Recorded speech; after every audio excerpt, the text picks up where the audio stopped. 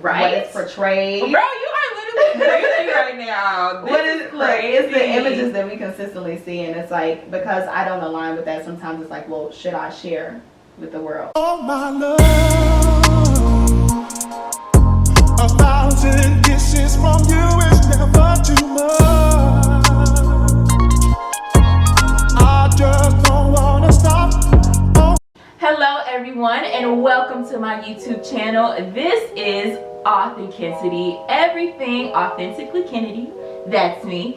If you are new here, thank you for tuning in, and be sure to like, comment, and subscribe for all the latest videos Kennected. And if you are not here, thank you for tuning in.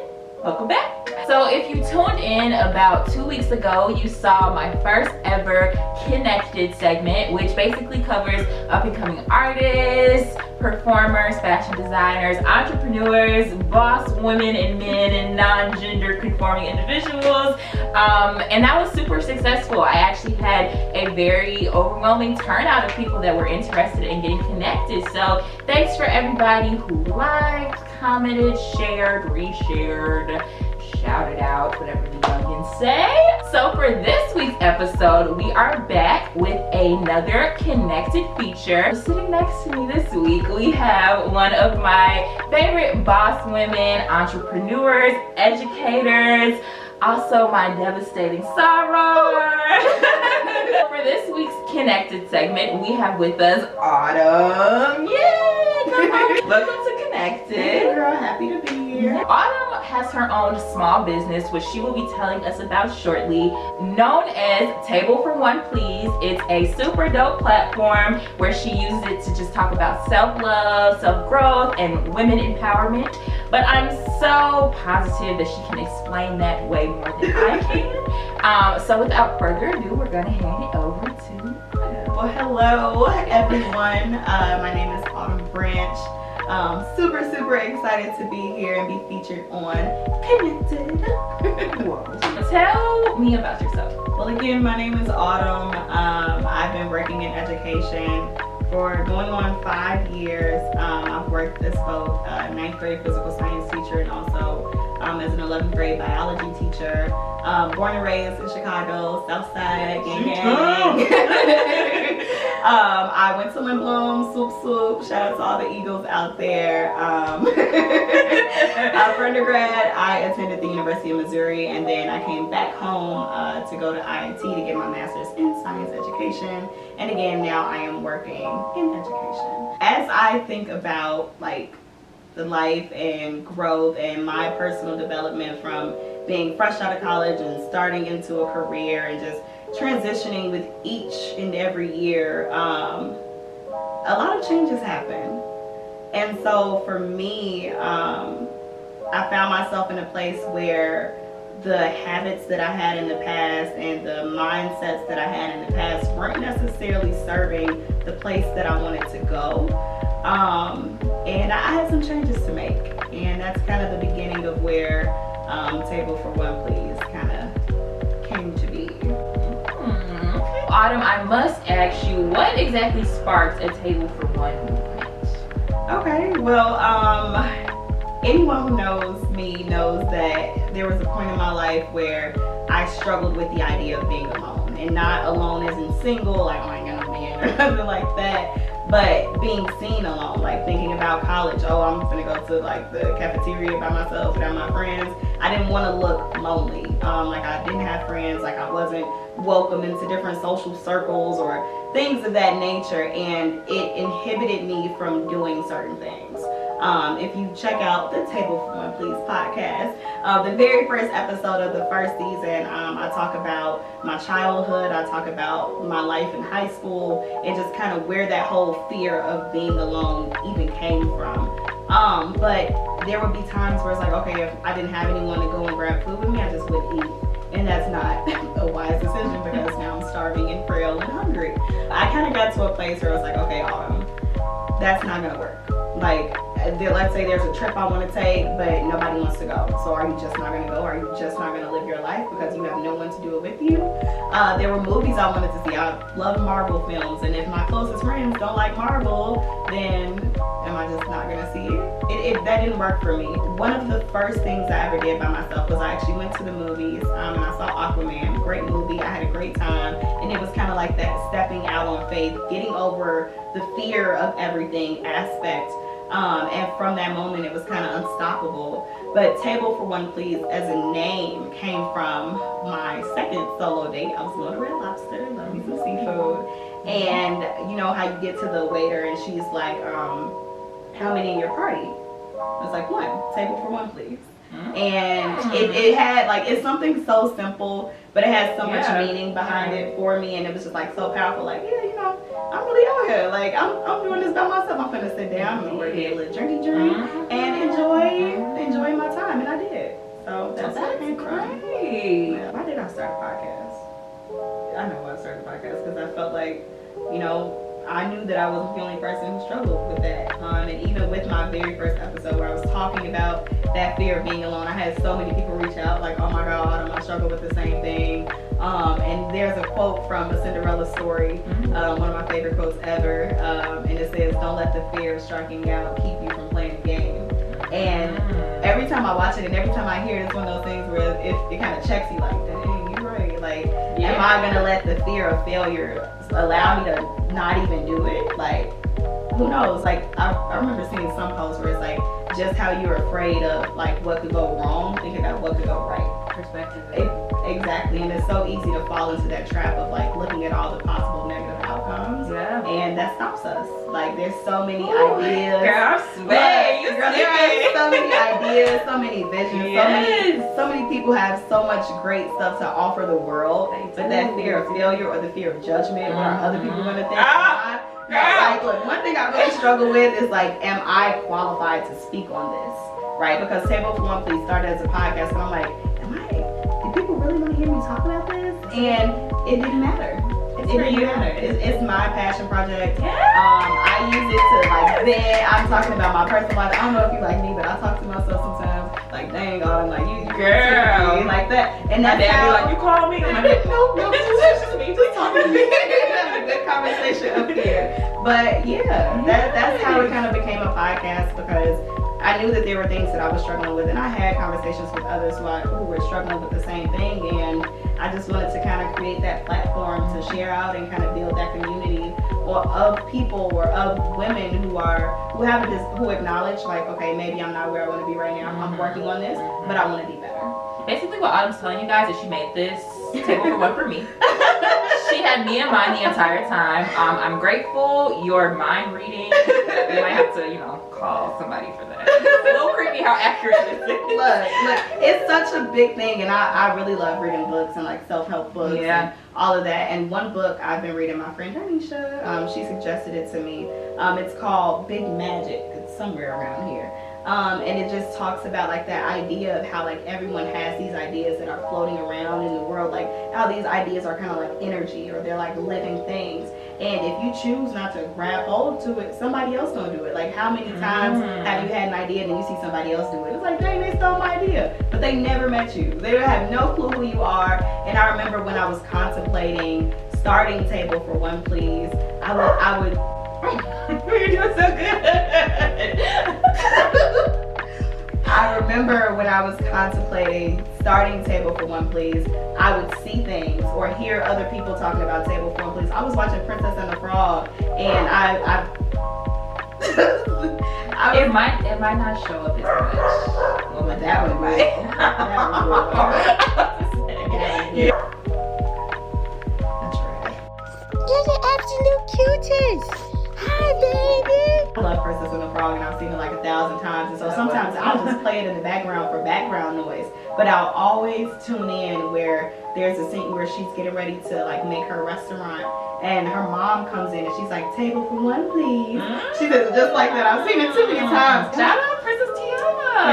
Yes, that's my girl. Yeah, they snap. rock with that one. We need some more though. We do. This next question kind of alludes to a conversation that Autumn and I actually have had in the past, just kind of about stepping into our purposes, doing things that we said we wanted to do, or basically having our ideas that she kind of just talked about come to life, bring them to fruition. The question that I have for Autumn is, at what point did you have your aha moment? Like, when did that happen? Yeah, I think for me, my life has a pattern. Like, I'll think things and be like, oh, I think this is my purpose, I think this is my purpose, and then doors will open. Opportunities will present themselves, and I'm like, okay, God, like maybe that is what I'm supposed to do. But then again, it's, am I gonna act on it, or am I gonna not do it at all?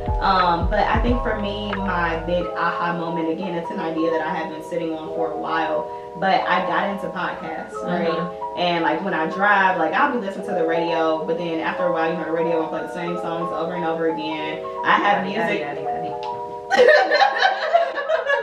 have music on my phone, but it's like sometimes I don't know what song. Yeah. I don't know what mood I'm in, and it's like I don't know.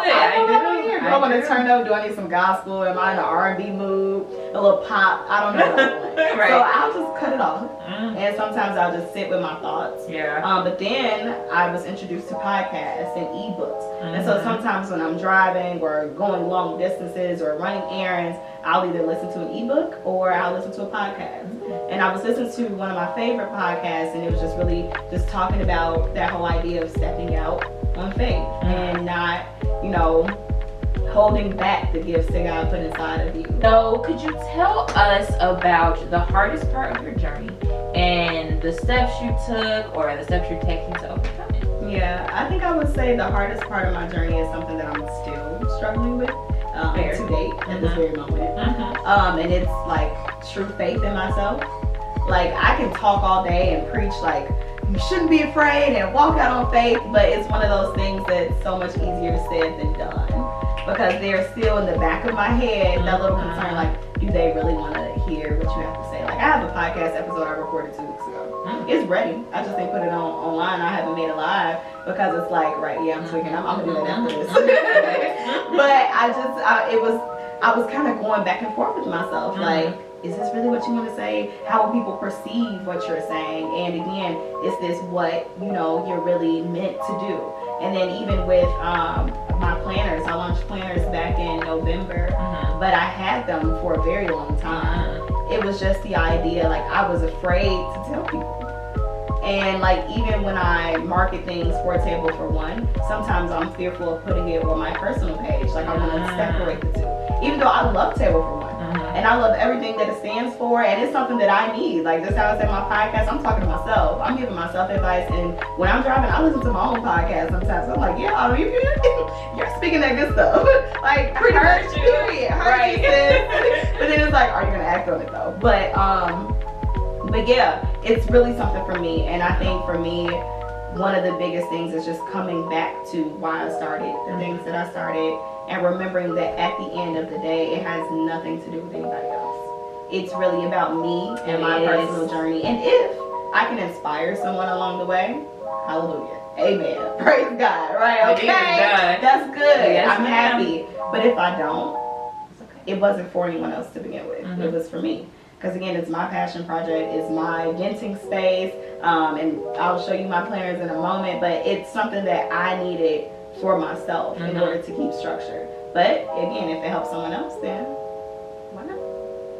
They say that if the work you put out into the universe can help at least one person, which is crazy to think about all the greats we've had in our past and how many people they help. I feel like that's a lot. It's a big part of the pressure. Like, I'm gonna put myself out there, I'm trying to put my people on, but like, will it reach the mass? Right, I only got 10 people, it wasn't successful. It wasn't success. And that's the social media, the digital age, where we measure things by likes and validation, and those things matter. I'm not gonna lie, you do get paid for this sort of thing. But also, like you said, passion project, like what are you doing it for? Who are you doing it for? Sometimes it feels like because who I am doesn't necessarily align with what is portrayed. Bro, you are literally crazy right now. What is like, it's the images that we consistently see, and it's like because I don't align with that, sometimes it's like, well, should I share with the world? It is so much beauty and so much power in standing out. Yes, and individuality, And it sounds good, but am I gonna record this video?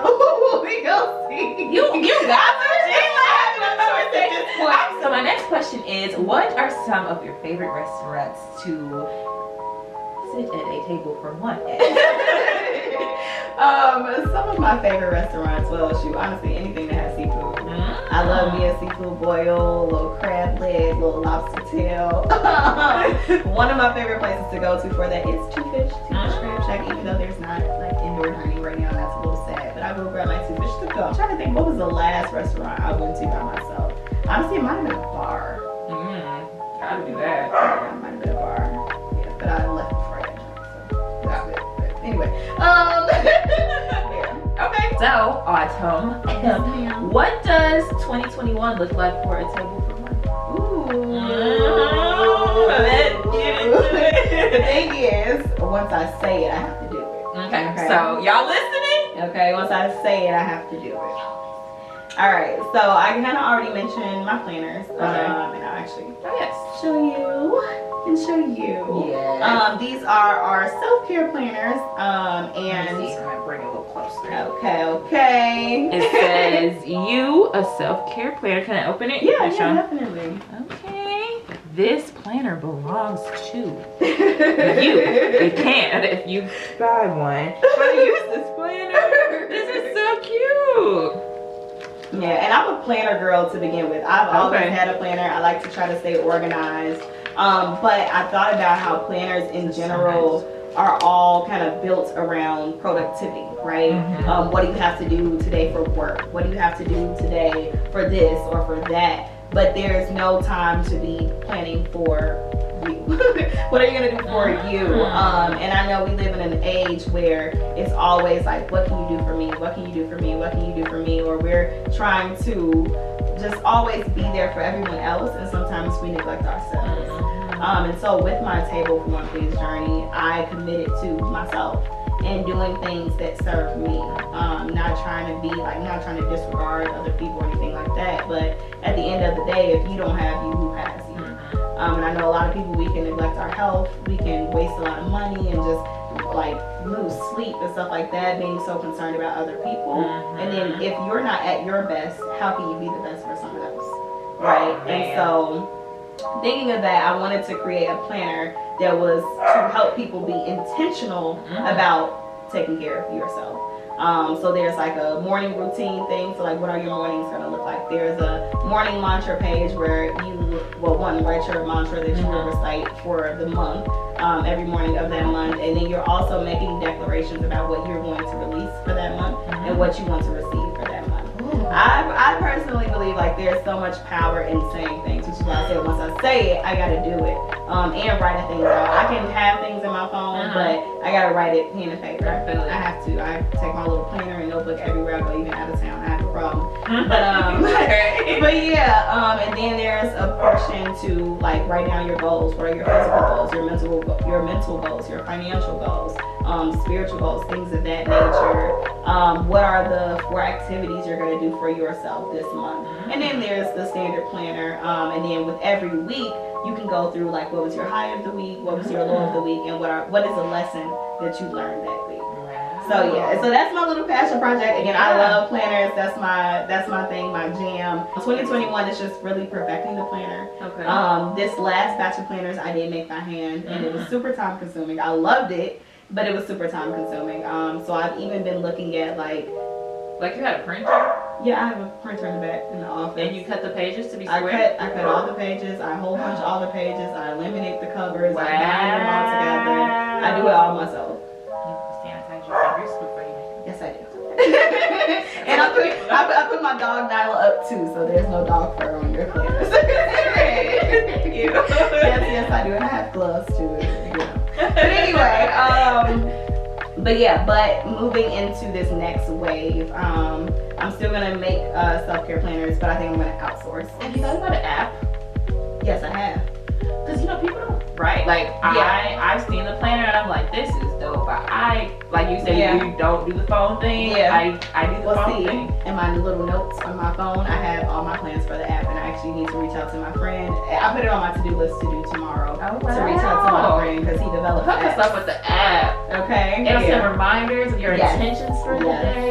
We need that. So, we need that. That's the consistency for me. What has been a major lesson that you've learned since starting a Table for One movement that you think others, either in your position, not in your position, could learn? Have some takeaways. I would say one of the biggest lessons that I've learned and I'm still learning and still reminding myself of is to do it. Nike, look, sponsor her. okay. Gladly, I'll take it. But yeah, I feel like I've said it a couple of times, like that fear, to just like step out and do it. Just do it. And it might not be perfect the first time. Like, and I mean, granted, this is my baby, this is my passion project, I love it. But the perfectionist in me is thinking of all the different things that I could do.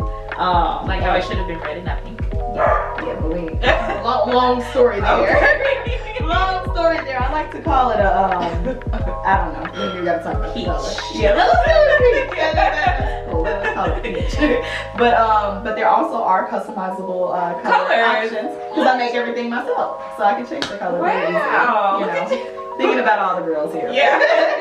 And even the guys, if you want to buy one, I can make it blue or royal purple or black or whatever you want. Whatever. But just do it. Do it. Shoulder shrug. Do it.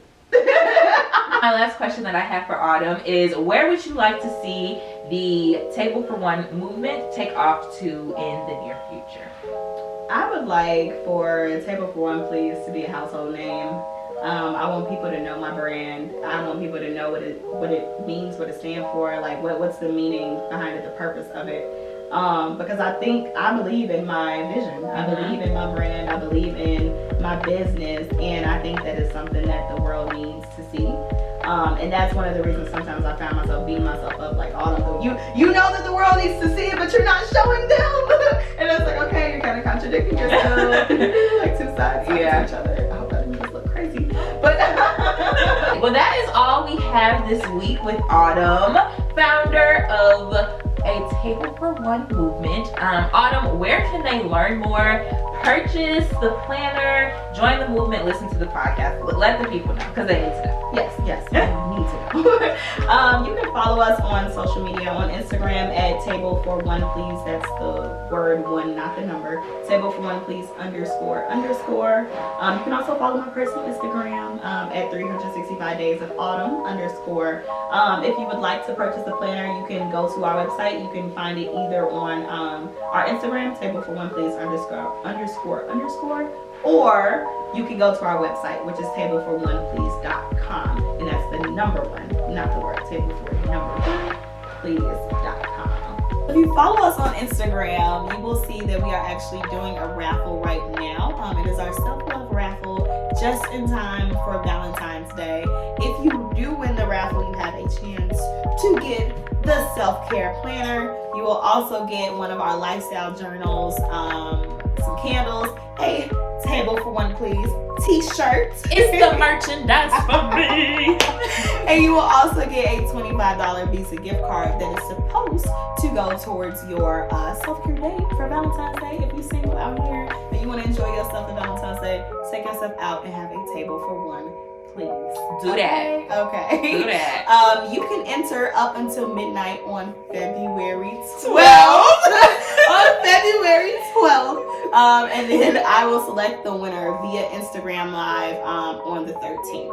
So get those entries in. There is no limit on how many times you can enter. But check out our Instagram at Table for One Please __ for more details on how to enter. Okay, Autumn, that is all we have today. Thank you so much for being a part of this. Thanks for connecting.